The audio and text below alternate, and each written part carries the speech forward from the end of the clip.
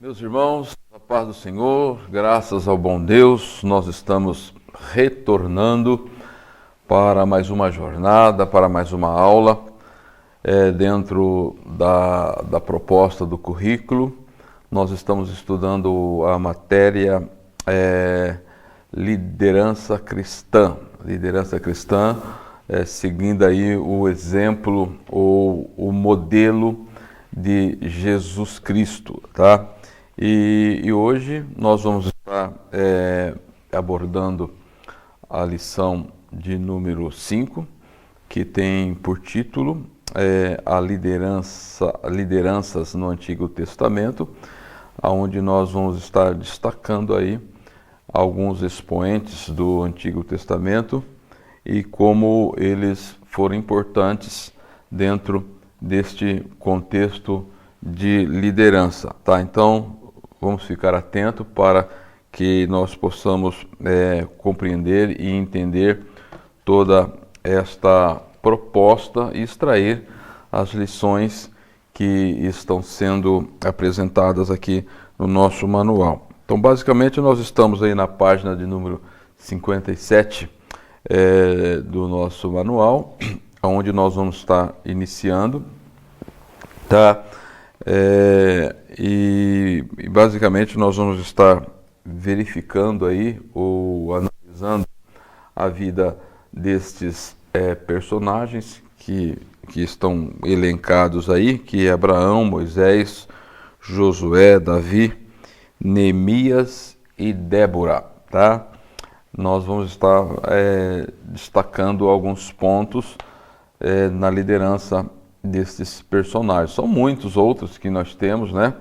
Mas por mesmo questão de tempo, o manual elenca estes 6 personagens, tá? Então nós vamos perceber que dentro desse contexto ou dessas pessoas, nós temos aí exemplos tanto no aspectos positivos e aspectos negativos que essas pessoas tiveram. E uma das coisas que nós vamos destacar também é que a história de lideranças dos personagens que vamos estar verificando aqui são das mais variadas experiências e também eles estão em épocas distintas dentro do Antigo Testamento e sem dúvida eles deixaram um legado de liderança para todos os tempos. Vamos verificar nestas lições algumas questões, como, por exemplo, liderar com competência, honestidade, coragem e humildade. Como liderar também nas mais diversas e variadas situações ou contexto, e como também cada líder explorou o seu potencial, os seus limites dentro desse contexto de liderança, tá? Os personagens também que estarão sendo analisados nesse contexto aqui, nós precisamos também observar que eles se destacaram pela capacidade de deixar Deus dirigir ou Deus conduzir as suas vidas em qualquer circunstâncias, tá? E como eles eram sensíveis para o aprendizado, tendo em vista os erros e os acertos que eles tiveram, tá? Então, o esboço da lição, trabalhando com esses 6 personagens, vai elencar as seguintes temáticas, tá? Em cada um dos personagens. Por exemplo, Abraão, chamado para ser líder de um propósito divino. No caso de Moisés, um líder forjado no palácio de Faraó e no deserto, em duas circunstâncias e em dois períodos, em o espaço físico geográfico bem diferentes um do outro. Josué é um líder que aprendeu com as circunstâncias históricas, tá? Ele era um grande observador e ele tira essas lições desta observação que ele faz basicamente na liderança de Moisés. No caso de Davi, é um líder segundo o coração de Deus, tá? Essa sintonia de Davi com o Senhor Deus que foi um dos motivos do êxito da sua liderança. Neemias, nós já temos aí um exemplo de liderança em tempos difíceis, porque ele já está aqui no pós-cativeiro. E depois nós temos Débora, uma líder que superou limites. Tá, então, se nós formos analisar esses 6 personagens, vocês vão perceber, pegando de Abraão a Neemias, há um período, há um lapso de tempo muito grande entre esses dois e os demais, né? Se nós fôssemos pegar aqui pela ordem, Abraão, Moisés, Josué, depois Débora, Davi e Neemias, se você colocar aí numa ordem cronológica, tá? Mas muito bem, então vamos partir para a nossa análise no primeiro texto. Então aí Abraão chamado para ser líder de um propósito divino, líder de um propósito divino. Quando nós recorremos à genealogia que consta no capítulo 1 do primeiro livro de Crônicas, vocês vão perceber que ele resume a vida, a história de fé e de fidelidade de Abraão, na seguinte expressão.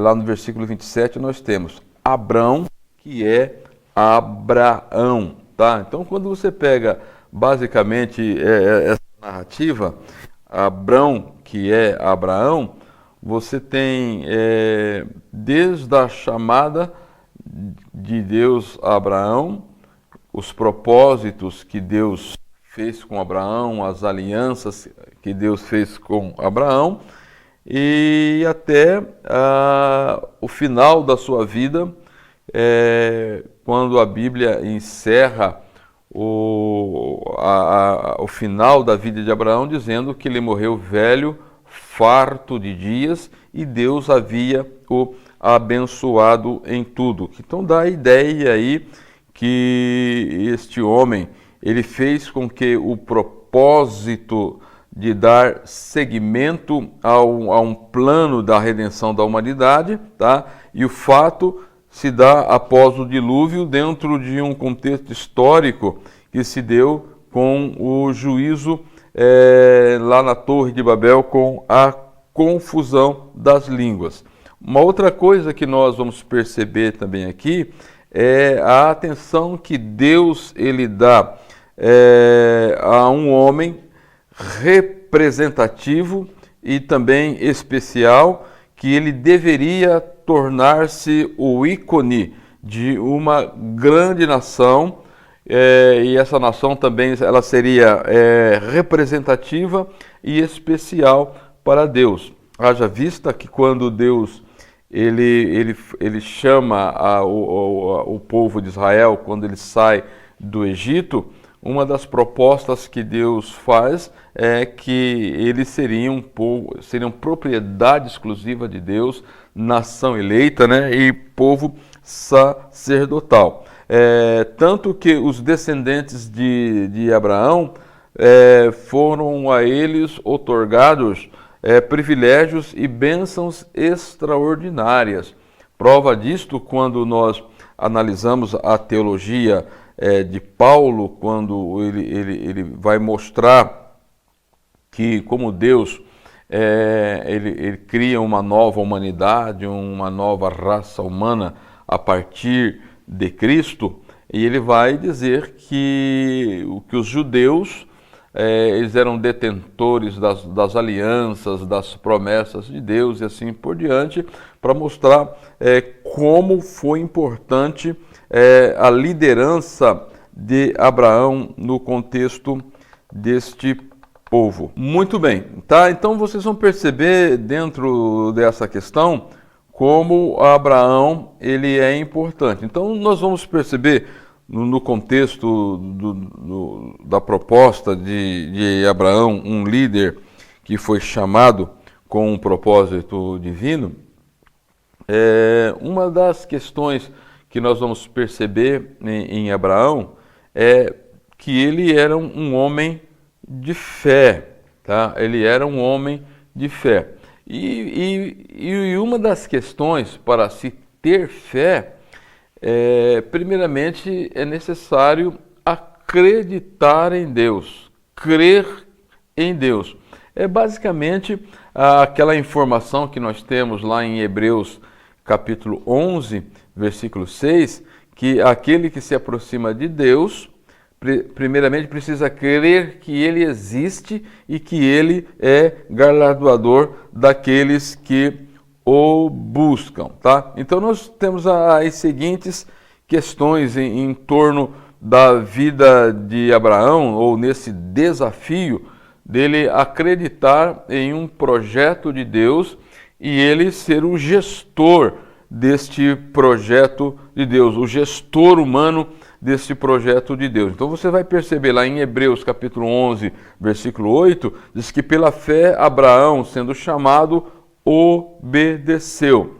Já em Gênesis capítulo 12, versículo 4, diz assim: e assim partiu Abraão como o Senhor tinha dito. E lá em Atos capítulo 7, versículo 4, nós temos: então saiu da terra dos caldeus, Deus o trouxe para esta terra em que habitais agora. Temos aqui esta fala do Estevão, quando ele estava fazendo a sua defesa. Tá? Então, o que é um projeto? O projeto é um plano para a realização de um ato e também pode ele significar desígnio, intenção, tá? Ou um esboço em que a pessoa ela deve seguir. Tá? Então, esta palavra, quando ela vem do latim, o significado dela é algo lançado à frente, tá? E aí você é motivado por este algo que é lançado à frente, tá? Então, por este motivo que projeto também ele pode ser uma redação provisória ou uma medida qualquer para ser realizada no futuro. E foi exatamente isto que Deus fez com Abraão. Ele tinha um plano para o futuro com implicações escatológicas que impactam até a história no dia de hoje, tá? E Abraão, ele seria o quê? Aquele que daria o início na gestão deste plano, tá? Uma outra coisa que nós precisamos entender aqui, que existe, que o que nós podemos entender, que existe algumas exigências quanto à chamada divina, porque Abraão ele teria que liderar ou administrar algumas circunstâncias que surgiram na sua vida, tanto no aspecto pessoal, no aspecto familiar e no aspecto também dos povos, no entorno dos povos que estavam em redor dele, tá? Então, a fé em si, ela tem algumas características que nós precisamos abordar para nós entender o valor da fidelidade de Abraão a Deus. Então você tem aí a fé, ela exige, ou seja, ela não isenta o crente de crises, tá? Essa chamada, então, ela exige fé, não isentando de crises ou de problemas. A chamada para essa liderança do Abraão exigia também obediência, ou seja, ele teria que ser um ser integral diante de Deus, exigia separações, tá? E nós vamos perceber quando nós lemos Gênesis 12:1, Atos 3:7 e Hebreus 1:8, nós vamos ter esta ideia. E também ela exigia o quê? Sacrifício. Então, temos em primeiro lugar aqui sempre a soberana vontade de Deus no plano da salvação. O propósito divino é cumprido ao longo da história, para tanto, Deus ele vale-se de pessoas. E nesse momento histórico, ele vale, então, de Abraão. Tá, então você tem aí que a fidelidade de Abraão pressupõe a sua crença em Deus e também a sua fidelidade a Deus, que vai abarcar aí também aí, todo esse aspecto da certeza que ele tinha, que ele estava dentro de um processo ou de um programa divino. Tá? Então, para a gente concluir as lições que Abraão ele teve, quando você analisa as lições ao longo da vida de Abraão, a liderança ela envolvia algumas questões e Deus fez algumas promessas também para o Abraão no contexto da sua liderança. Então tinha promessas que envolviam a pessoa de Abraão, quando Deus disse: eu lhe darei a terra de Canaã. Tinha promessas de cunho nacional, porque ele seria pai de uma grande nação, no caso Israel, a terra é Canaã, ele seria o protótipo de uma grande nação.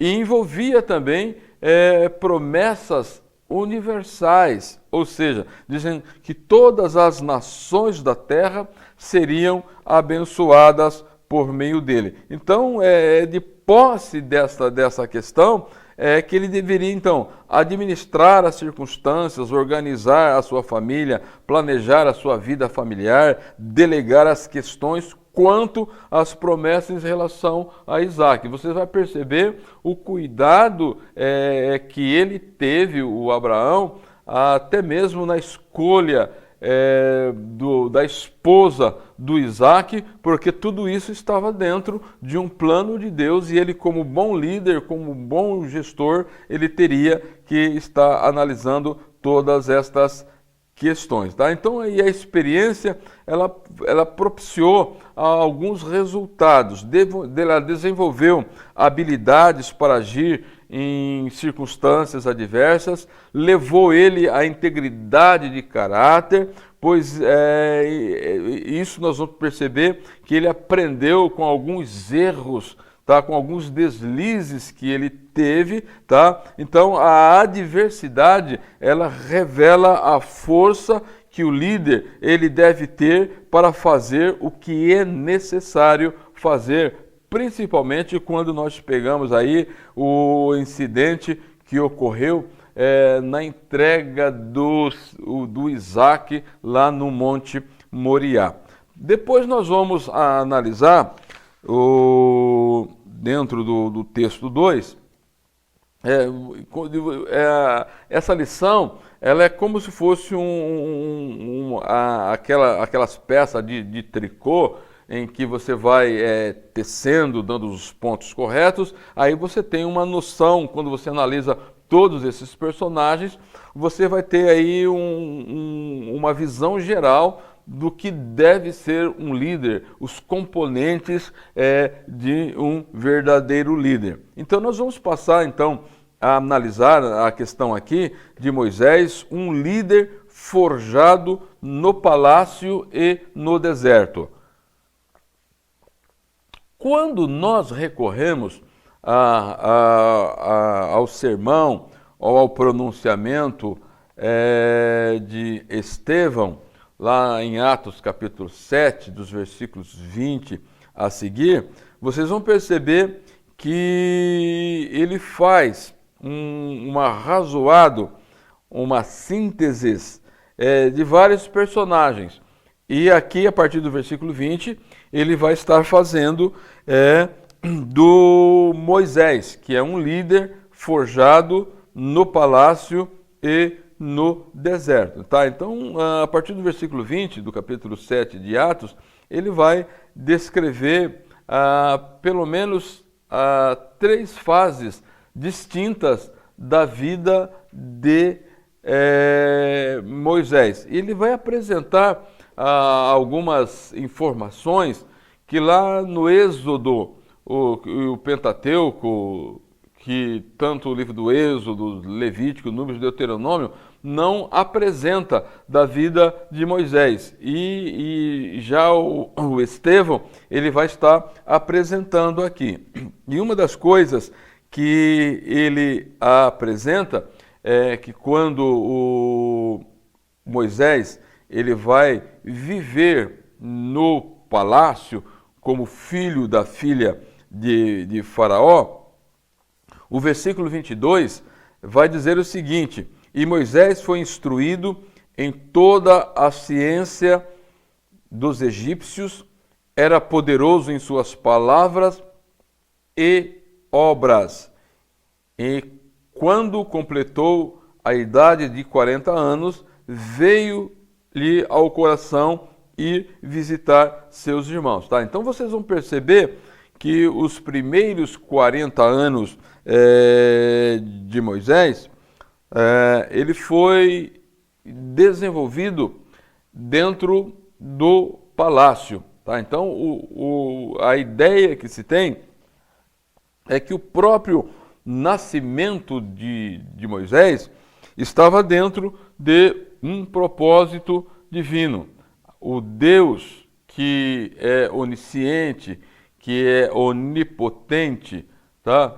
que conhece todas as coisas, como o próprio Paulo diz do Abraão, lá no capítulo 4 de Romanos, que Deus chama as coisas que não são como elas já se fossem. Tá? Então, o nascimento do Moisés, a sua preservação naquele momento crítico da história de Israel no Egito, tá? Havia um propósito de Deus, tá? Mesmo na condução do cesto de junco, nas águas do Nilo, que vai cair ali aos olhos dos egípcios, e ele encontra graça aos olhos da mãe dele adotiva e assim por diante. Então você percebe que nós temos aqui um projeto, um processo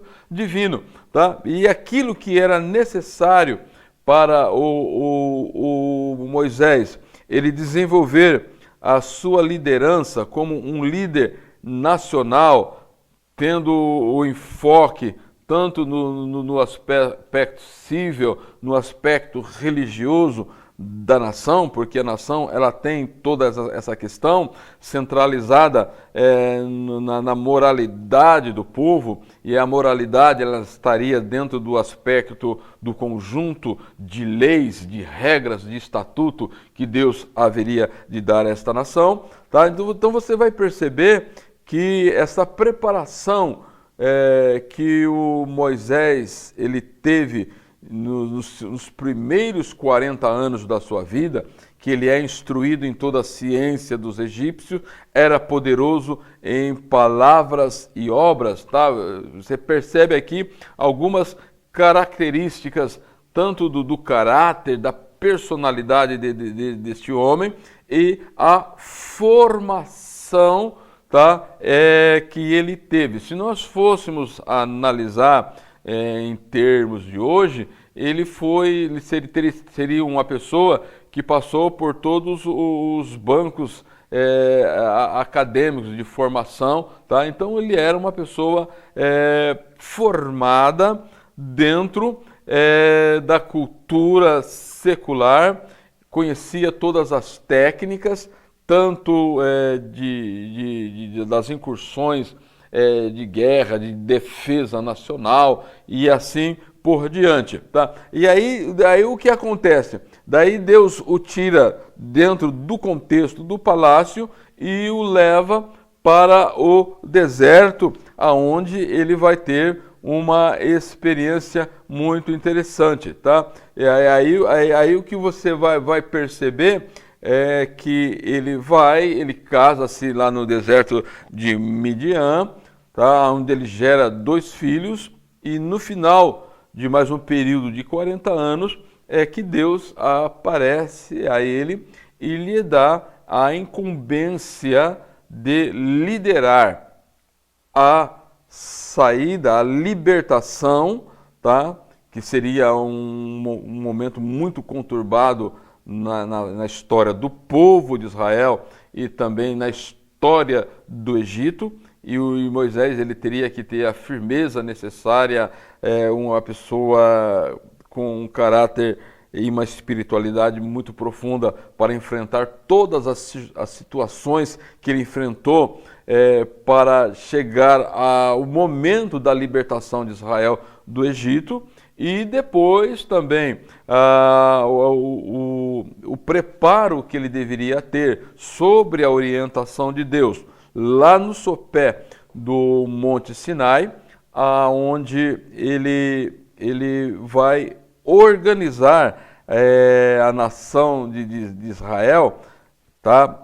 E esta organização ela tinha alguns propósitos, e os propósitos qual que era? Era dar à nação de Israel a cara de uma nação em todos os seus aspectos. Por até aquele momento, os israelitas eles só tinham aquela função de construtores sobre os algozes egípcios, que nos últimos anos agravaram muito a servidão sobre eles. Tá? Então vocês vão perceber que Deus ele preparou o Moisés, além dessa preparação intelectual, com o capital de conhecimento que ele teve das técnicas, das artes do Egito, tá? Mas Deus lá no deserto dá uma preparação pessoal, que lhe seria um referencial divino durante a saída e a caminhada no deserto. Também uma preparação emocional, tá? Ele estaria diante de diversas e agudas crises dos liderados, e ele deveria estar emocionalmente preparado para isto. E, por outro lado, ele desenvolve ali também a sua espiritualidade, a sua vida de comunhão, pelo estreitamento com Deus, né? Foi o grande diferencial, tá, que ele teve na sua liderança e serviço. Tá? Então você vai perceber o quão foi importante a maneira que Deus ele trabalha, ou a maneira que Deus ele trata o Moisés. Você percebe que na questão da vida do Abraão é um pouco diferente, tá? Esses estágios de preparação, tá? E na vida do Moisés, Deus ele utiliza outros meios, outros mecanismos para que ele pudesse então chegar a esse patamar de um líder que até hoje ele é reconhecido tanto no contexto dos cristãos que quando estudam a teologia, e também a própria nação de Israel ainda hoje tem em Moisés um dos seus grandes líderes. Agora nós vamos estar passando para o texto de número 3, onde nós vamos analisar o Josué, né? Josué, o destaque desse tópico, que ele era um líder que aprendeu com as circunstâncias históricas. Ele aprendeu com as circunstâncias históricas, tá? Então aí nós temos pelo menos duas coisas que nós vamos destacar na vida do Josué. Os desafios da preparação de Josué para a liderança e as implicações de uma liderança submissa a Deus, tá? Então, de imediato, eu gostaria que os irmãos atentassem para um texto que nós temos lá em Deuteronômio, capítulo 31. Nós vamos destacar aqui algumas questões, tá? Que vamos analisar que Josué, conforme o texto do manual diz assim, indiscutivelmente Josué foi uma pedra preciosa achada por Moisés, que precisou ser burilada e lapidada pelas circunstâncias históricas da qual seu povo foi o principal protagonista, tá? Então vocês vão perceber que dentro daquela massa humana que foram libertadas, que foi libertada do Egito, tá? Existiam ali algumas pessoas que se destacaram dentro do contexto da nação de Israel, haja vista que vocês vão perceber que a nação de Israel, lá no sopé do Monte Sinai, ela foi devidamente organizada. Vocês vão perceber que houve o primeiro censo, onde foi levantado ali os varões de cada tribo acima de 20 anos, né, de 20 anos, foram levantados ali essas pessoas. E então nós vamos perceber que depois o Moisés ele vai disponibilizar as tribos no entorno do tabernáculo, onde ficariam 3 tribos ao norte, 3 ao sul, 3 ao leste e 3 ao oeste, e mais junto ao tabernáculo ficariam acampados a tribo de Levi, divididas também em 4 blocos, que era dos filhos de Gersos, de Merari, de Coate, e na frente do tabernáculo ficava Arão e os seus filhos, né? Um deles morreu e daí ficou Itamar e Gerson, né? Porque um outro havia morrido pelo fato de ter levado fogo estranho ao altar do Senhor, tá? Então vocês vão perceber essa organização, e dentro desta organização o Josué ele teve um destaque muito grande, muito grande. Então vejam só, Deuteronômio capítulo 31:1, já partindo aqui para os desafios da preparação do Josué, o que diz aqui?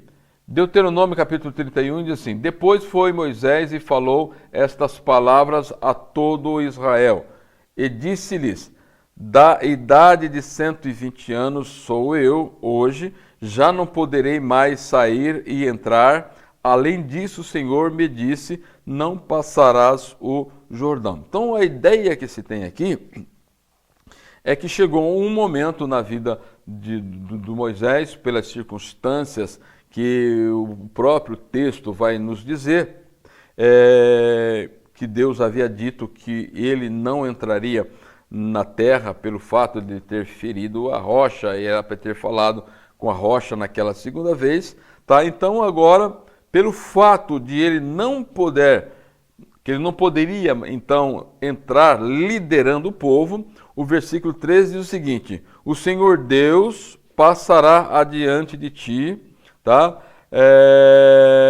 e ele destruirá estas nações diante de ti, para que possuas, tá? Ele falando a nação de Israel, porque então a liderança de Moisés sairia, mas a nação, ela continuaria dentro do propósito de Deus.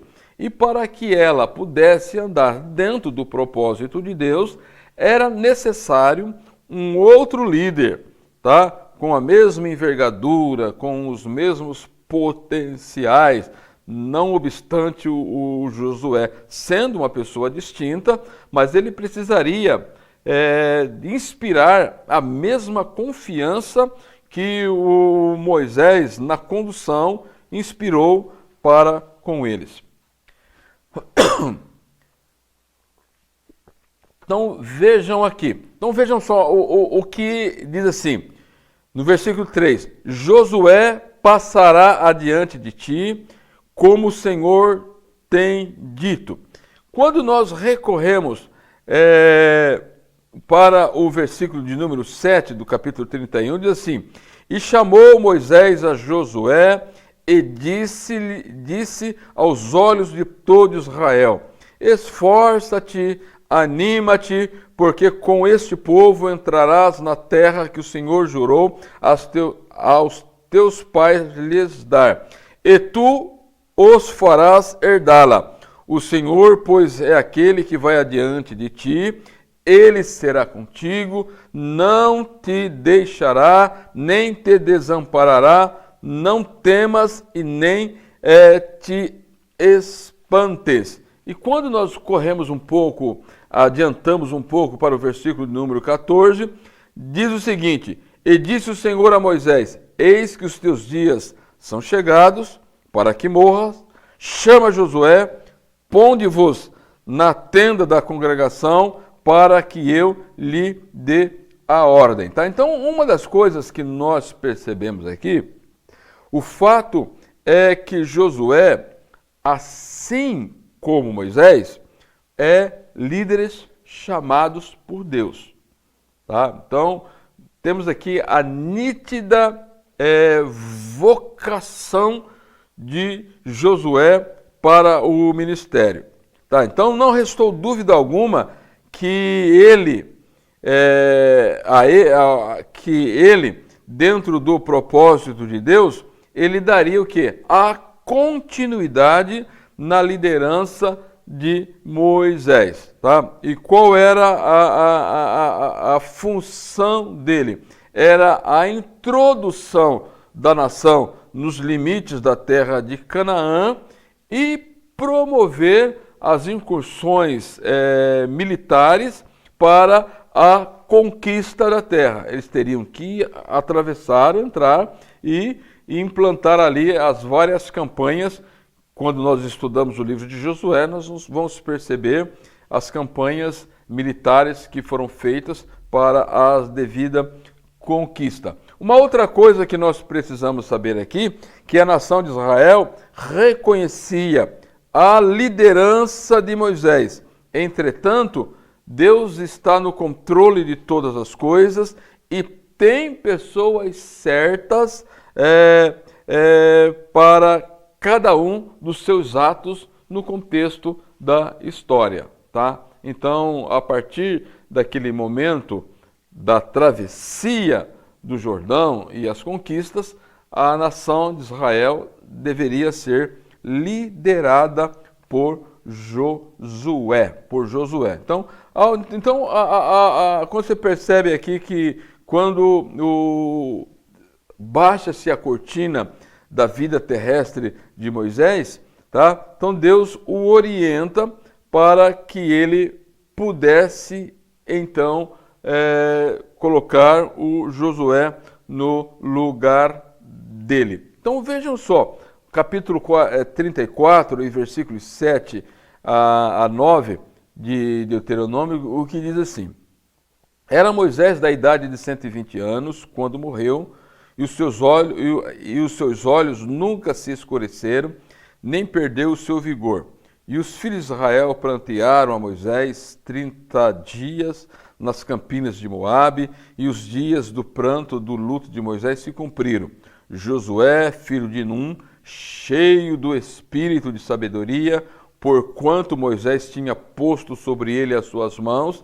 Assim, os filhos de Israel lhe deram ouvido e fizeram como o Senhor ordenara a Moisés. Então você percebe aqui uma das questões muito interessantes, que quando as lideranças estão afinadas com Deus, afinada com o Senhor, não há traumas, não há dificuldade nenhuma. Muitas vezes nós vemos aí, no contexto de igreja hoje, no contexto de lideranças de igreja, como são traumáticas essa mudança de liderança de campos eclesiásticos, né? Que muitos vão até a raia da justiça para que um fique, para que o outro saia, um quer abortar a saída de outro. É uma loucura, que quando você pega esse exemplo aqui de Moisés e de Josué, é muito claro. Deus orientou quem deveria ser o sucessor. E hoje em dia é muito complicado, né, a gente analisar certas questões se Deus está nessas sucessões e se Deus está trabalhando nessas questões, tá? Então, mas uma das coisas que nós vamos perceber em Josué, algumas coisas que ele aprendeu estar debaixo de autoridade, liderar debaixo de autoridade, demonstrou submissão a Moisés, comprometimento com as tarefas recebidas para desempenhar, desenvolveu um caráter puro, firme e temente a Deus. Ele desenvolveu capacidades e habilidades quanto de estratégias de guerra, perspicácia aguçada, aprendeu a organizar, a planejar e a delegar ao lado do Moisés durante os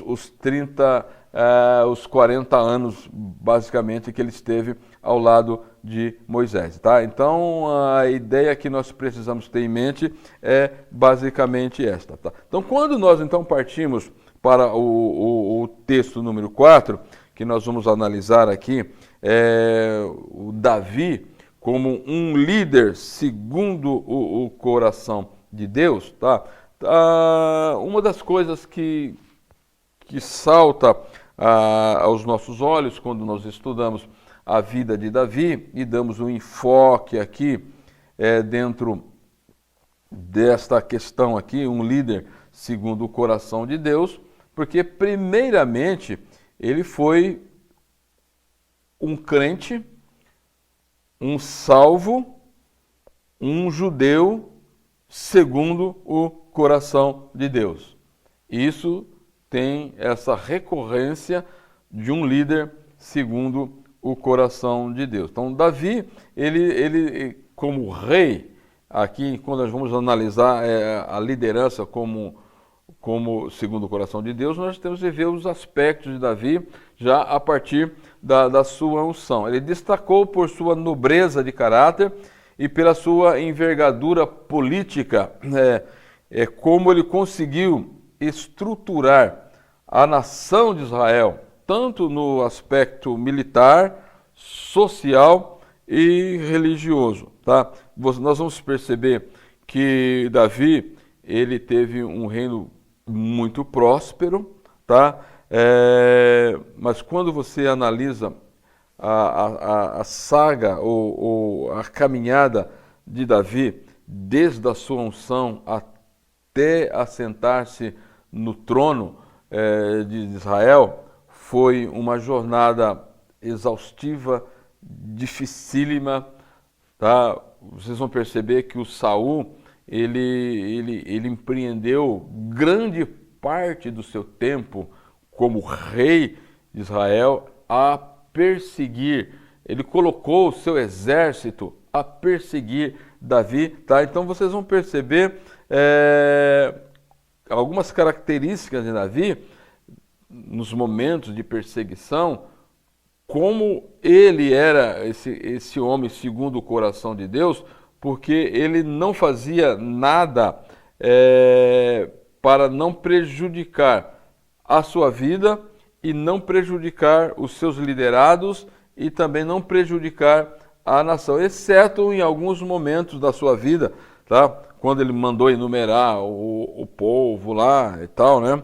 E uma outra ocasião em que ele induz, ele influencia alguns dos seus valentes infiltrar no meio do exército para retirar água em uma mina que estava sobre o poder do inimigo, e os valentes vão lá e tomam a água e traz a Davi. Depois Davi não bebe a água, derrama ela no chão, dizendo que ele não ia beber o sangue dos seus soldados, tá? Então você percebe, não obstante Davi ser um homem segundo o coração de Deus, não obstante as características do Abraão, as características de Moisés, as características do Josué, eles tinham falhas, tinham dificuldades. Vocês vão ver os erros que eles tiveram, e alguns desses erros impactaram na história da nação de Israel. Vejam só, no caso de Josué, no caso dos gibeonitas, né,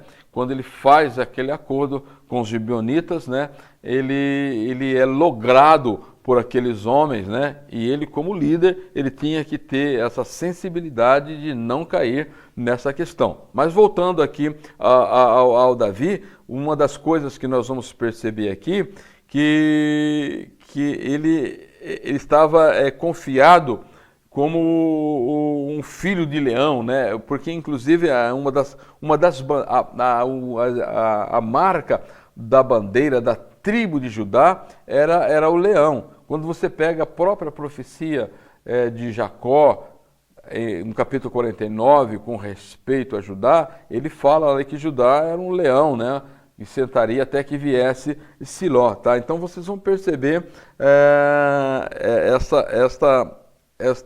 este lado de Davi como um homem que se comportava em alguns momentos como um leão para defender a sua nação, mas tinha a brandura também e o amor de um pastor de ovelha, né? A coragem de um pastor de ovelha, a valentia de um soldado, né? Então ele é caracterizado como vencedor de gigantes, matador de leão, matador de ursos, né? E assim por diante. Então ele era um conquistador triunfante, tá? E uma das coisas que nós vamos perceber em Davi também, dentro da sua liderança, ele organizou a nação de Israel no seu aspecto religioso, né? Porque quando nós analisamos essa questão da liderança de Davi,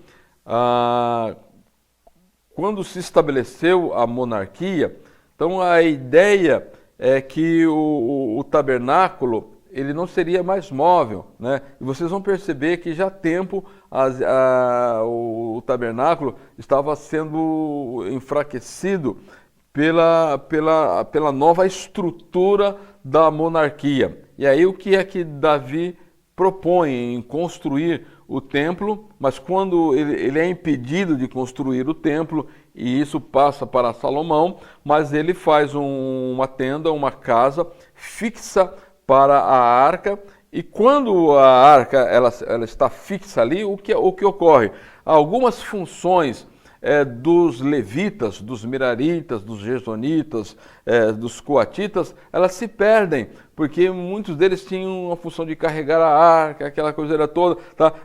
O que Davi faz? Ele reorganiza a tribo de Levi, dando algumas funções diferenciadas a eles, né? Que vão trabalhar uns como porteiros, outros como músicos e assim por diante. Você percebe como Davi ele tinha essa perspicácia na liderança. Então ele organizou muito bem. Quando você pega o livro de Crônicas, capítulo 23, você vai perceber, de 23 a 25, você vai perceber como Davi ele reorganiza todas estas questões religiosas, tá? Uma outra coisa que nós vamos perceber, a organização política, porque a nação ela tem que ter o quê? Esse aspecto político, esse gerenciamento das coisas do povo, tá? Então Davi, ele vai dar essa organização política da nação de Israel, tá? Então uma das coisas que nós vamos perceber aqui, que essa reforma administrativa realizada por Davi, que os irmãos podem ver ali no capítulo 27 de 1 Crônicas, tá? Ele vai implementar tanto a questão da educação, tá? Um povo sem cultura é um povo sem raízes, tá? Então Davi, ele foi responsável pelo despertar na cultura em Israel, foram educados, estruturados no aspecto civil, religioso, né? E isso atingiu nos dias de Salomão, ficou bem notório isso nos dias de Salomão. Uma das outras coisas que percebem é que ele deu muita ênfase à literatura. Ele não só implantou um sistema literário e efetivo, mas ele mesmo contribuiu para a literatura. As questões econômicas também da nação de Israel, ele se preocupou com o aspecto financeiro, ele transformou-se Israel num poderio econômico, né? Com importações, exportações, o comércio, uma prosperidade muito grande. E também uma das coisas mais notórias que nós temos em Davi também foi o exército militar que ele montou sobre a sua liderança, onde ganhou dedicação, orientação, disciplina e espírito de lealdade, né? Vocês vão perceber muito isto na vida de Davi, tá? Então ele é um líder segundo o coração de Deus, com todos esses aspectos interessantes. Quando você analisa a proposta colocada aqui no manual quanto a Davi e a esses aspectos que eu coloquei aqui, você vai perceber, tá? Em todos esses segmentos, como Davi, ele exercia a sua liderança, né? A sua liderança. Ele só foi muito fraco no contexto familiar, mas no contexto de um líder nacional, Davi, ele deixou um legado muito grande. Muito bem. O texto de número 5, ele vai abordar Neemias como um exemplo de liderança em tempos difíceis, tá? Então ele vai abordar aqui pelo menos duas coisas de Neemias, uma liderança destemida e também Deus escolhe quem Ele quer, tá? Então quando você analisa o contexto em que Neemias estava vivendo, tá? Você vai perceber exatamente isto, que ele precisava ser uma pessoa destemida e que Deus, no seu foro íntimo, na sua sabedoria, tá? Que é livre, ele escolhe o Neemias para exercer uma liderança em tempos difíceis, na reconstrução da cidade de Jerusalém, período pós-cativeiro. Então a vida e princípios de Neemias, quando nós analisamos, nos mostram as marcas da maturidade de um líder cristão, marcas necessárias para ser um bom líder, especialmente quando se trata de dar exemplo. Neemias, ele tinha traços de um caráter piedoso que fez dele um líder excepcional. Vejam só algumas questões que nós elencamos aqui. Ele era leal ao rei e aos seus companheiros judeus, mas acima de tudo ele era leal a Deus. Ou seja, a lealdade que ele tinha para com o rei e para com os seus companheiros judeus, ela não maculava a lealdade que ele tinha a Deus. Tá? Vocês vão perceber que ele era um homem de estreita comunhão com Deus, porque ele era dado ao jejum e à oração. Tá? Então, tudo o que se percebe, tudo que ele iria fazer era regado com jejum e oração para que Deus lhe desse a orientação, as diretrizes corretas. Tá? Ele fez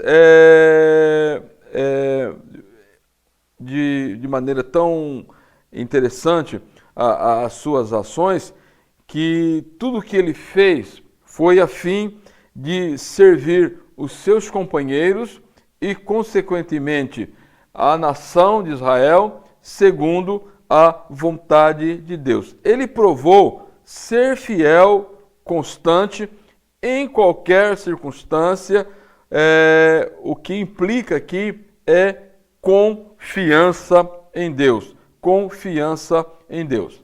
Tá? Então, o que se destaca então nesse homem é a sua pureza, a sua moralidade, a sua ética e a sua espiritualidade. Ele era capaz de sair da obscuridade. Tá? Quando você pega um Neemias vivendo lá no palácio como copeiro-mor, em tese ele estava fadado a morrer dentro dessa função. Primeiro, porque o rei gostava muito dos serviços dele. Era um homem de confiança. E pessoas de confiança, nós não queremos abrir mão delas de jeito nenhum, né? Mas nós vamos perceber aqui que ele se destaca pela sua eficiência, pelo reconhecimento, ele destaca pelo seu equilíbrio e fé em Deus. Tá? E é exatamente isto que faz com que Deus ele crie as circunstâncias ou os momentos certos para que esta pessoa entre dentro desse plano que Deus está preparando no caso de Neemias. Tá? Então o Neemias, ele era, em tese, ele vai colocar aqui, ou nós vamos ver aqui, que ele era um líder com um potencial reprimido pelo exílio na Babilônia. Tá? E o nome de Neemias significa Javé consola, ou conforto. Tá? Então, quando nós analisamos a história, ou fazemos uma leitura correta ou com cuidado no livro de Neemias, nós vamos destacar pelo menos algumas coisas importantes que vamos aprender com a vida de Neemias e com a liderança de Neemias. Em primeiro lugar, é importante de ter a visão de Deus. Tá? A visão de Deus. Quando nós olhamos o Neemias capítulo 3, capítulo 6, melhor dizendo, e versículo 3, nós vamos perceber isto. Qual é a leitura que o Neemias ele fez das circunstâncias, das questões do seu entorno, tá? Quando você fala aqui a visão de Deus aqui, é aquela nítida visão, a imagem mental que você faz do futuro desejável, concedida por Deus aos seus servos que são escolhidos. Quando você pega um Abraão, quando você pega um Moisés, você pega o Josué, vocês vão perceber que eles tinham esta visão de Deus, ou aquilo que Deus revelara a eles através da chamada. Quando nós formos estudar a vida do apóstolo Paulo, nós vamos perceber isso, que quando Paulo ele é chamado por Deus, tá?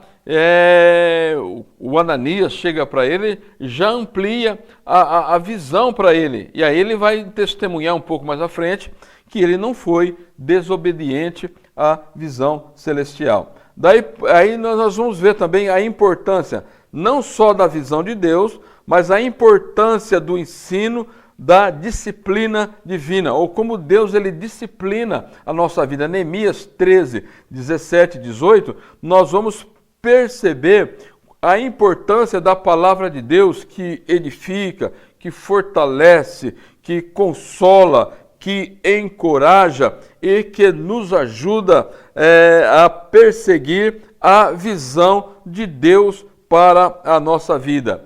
E, em terceiro lugar, nós vamos aprender com Neemias a importância da ética no contexto do trabalho divino. Quando você lê capítulo 5 de Neemias, dos versículos 1 a 12 e o versículo 15, vocês vão perceber que no contexto da crise pelo qual eles estavam passando, tá, muitos riscos, ali pessoas explorando os irmãos e todas essas questões, o Neemias ele intervém para solucionar ou trazer paz, equilíbrio, harmonia a estas questões. Então você percebe que Deus ele escolhe a quem ele quer, porque ele tem a visão correta da pessoa, ele conhece exatamente a pessoa que ele está chamando, tá? Então, quando nós analisamos o livro de Neemias, nós vamos perceber que existe aqui vários princípios de liderança, mas não é o caso aqui. Nós estamos analisando a pessoa do líder, a pessoa do líder. O que você queria ser quando crescesse? Músico? Programador? Cozinheiro? Cientista? Um teólogo? Na verdade, você é teólogo e não sabe. Neste livro de autoria do pastor Gunnar Berg, você vai perder o medo da teologia, vai perder o medo de estudar a Bíblia sozinho e vai descobrir como é fácil conhecer verdadeiramente a Deus a partir de sua palavra. É hora de descobrir como se forma uma doutrina bíblica e aprender quais as necessidades devocionais de um teólogo. Afinal, você é teólogo, só não sabe ainda.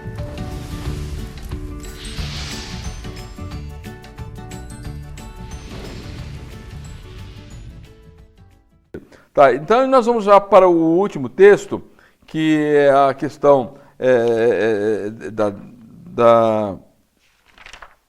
da Débora, tá? A Débora. E quando você percebe aqui Débora, ela é caracterizada aqui também como uma líder destemida pelas razões ou pelas questões que ela enfrentou no momento de uma crise muito grande, quando Israel estava sobre a influência, o jugo de Jabim, rei de Canaã, por um período de 20 anos de opressão, tá? E Baraque, ele teria a incumbência de conduzir o exército. A ideia que tem é que ele era o que organizou o exército para sair para a batalha, para tentar estabelecer a paz, se libertando do poder de Jabim. Mas uma das coisas que nós percebemos aqui é que o Baraque, ele não tinha ali as características de um líder a contento, razão pela qual quando nós lemos Juízes, capítulo 4, dos versículos 4 e 5, diz assim: e Débora, mulher profetisa, mulher de Lapidote, julgava Israel naquele tempo, e havia debaixo das palmeiras de Débora, entre Ramá e Betel, nas montanhas de Efraim, os filhos de Israel subiam a ela a juízo. Tá? Então, Débora, ela tinha a função de julgar a nação de Israel e não a função de sair ao campo de batalha, tá? Mas só que dentro dessa questão, o Baraque convoca a Débora para estar com ele, porque ele disse que se ela não fosse, ele não iria à campanha, ele não iria à guerra. Então vejam só o que nós temos no capítulo 4, dos versículos 6 a seguir, diz assim: e enviou e chamou a Baraque, filho de Abinoão, de Quedes, de Naphtali, e disse-lhe: porventura o Senhor Deus de Israel não deu ordem, dizendo: vai e atrai gente ao montão em Tabor, e toma contigo 10.000 homens dos filhos de Naphtali, dos filhos de Zebulon, e atrairei a ti o ribeiro de Quizon, de Cícera, capitão do exército de Jabim, com os seus carros e com a multidão, e lhe darei na tua mão. Tá? O que nós vamos perceber que quando ele recebe esta orientação, ele vai dizer o seguinte, no versículo 8, então lhe disse Baraque: se fores comigo, irei, porém se não fores comigo, não irei. Tá? Então ele coloca a Débora aqui numa situação assim, em tese constrangedora, mas Débora, ela demonstra aqui o seu espírito de uma líder destemida, tá? Ela não tinha destreza de empunhar a espada, tá? Mas a presença dela como uma líder que trazia o quê? Na cabeça do Baraque, que ia trazer uma certa segurança, tranquilidade ao exército que estaria indo para o campo de batalha. Então Débora, ela foi um grande exemplo de liderança na Bíblia. Ela inspirou o povo a lutar e a vencer os inimigos e ajudou a trazer o que? 40 anos de paz sobre Israel.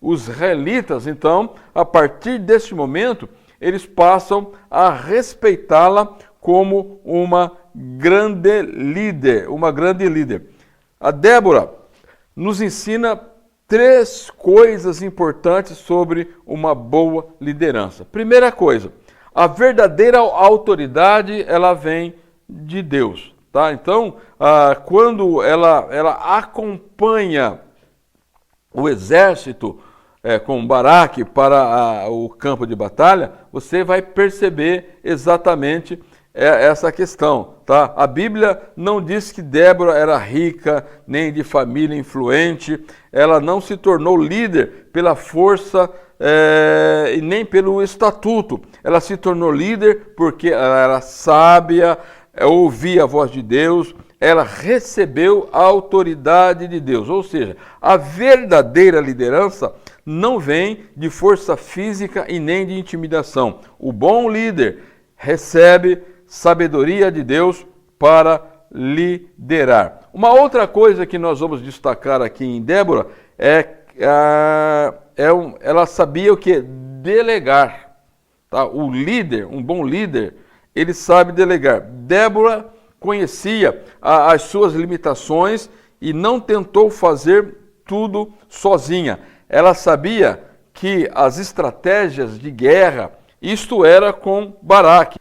Débora, ela não era guerreira, por isso Deus lhe mandou chamar Baraque para liderar a guerra contra o exército de Jabim. Débora não se sentiu ameaçada por Baraque em momento nenhum, pelo contrário, ela motivou a fazer o melhor. Um bom líder não tenta ser o melhor em tudo, impedindo outros a exercer os seus dons. Então, a verdadeira liderança é reconhecer os talentos de cada um na equipe e motivar a fazer um bom trabalho, delegando responsabilidades de maneira sábia. Liderar é servir, tá? Essa é a ideia. E por último, é preciso liderar com exemplo. Isso destaca aqui na vida de Débora. Tá? Quando Baraque ouviu que deveria sair para a guerra, ele exigiu que Débora fosse com ele. A Bíblia não diz que Débora era guerreira, mas ela não precisava empunhar espada para matar gente. Ela precisava ir para inspirar confiança nos israelitas, tá? Então, ela se destacou pela sua coragem de estar no campo de batalha, orientando, trazendo paz, harmonia aos liderados para que eles pudessem, então, fazer aí as guerras ou pelejar as guerras do Senhor, tá? Então, quando Deus ele está no controle de todas as coisas, Deus escolhe quem Ele quer para os momentos e para as funções que muitas vezes nós não imaginamos que vai dar certo, mas dentro do contexto ou do conceito de Deus, as coisas elas tendem a dar certo. Então, que Deus em Cristo nos ajude, que Deus em Cristo nos abençoe. Amém.